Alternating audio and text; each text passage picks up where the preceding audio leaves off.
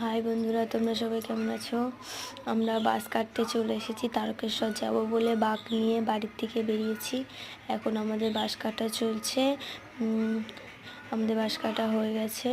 এখন আমরা গাড়িতে তুলে নিয়েছি, এবার বাড়িতে যাচ্ছি। বাড়িতে যে কাটাকুটি চালু হবে, কাটাকুটি স্টার্ট হয়ে গেছে। বাবা কেটে দিচ্ছে, আমাদের কাকা ছুলে দিচ্ছে। ও এখন সব গুছাচ্ছে। এখন আমরা ট্রলারে উঠে গেছি। ট্রলারের থেকে বাড়ি থেকে ট্রেনে উঠেছি। ট্রেনের থেকে রওনা দিয়েছি। এখান থেকে আমরা ঘাটে যাব, শেওড়াফুলি ঘাটের থেকে হয়ে গেছে। এখন আমরা হাঁটা চালু করে দিয়েছি। এখন যাব আমরা তারকেশ্বর।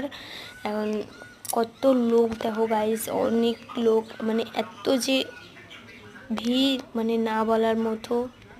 ভিড়ের মাঝখান দিয়ে আমরা দুজন মিলে আবার একটু হেঁটে হেঁটে যাচ্ছি, একটু রেস্ট নিচ্ছি, একটু হেঁটে হেঁটে যাচ্ছি।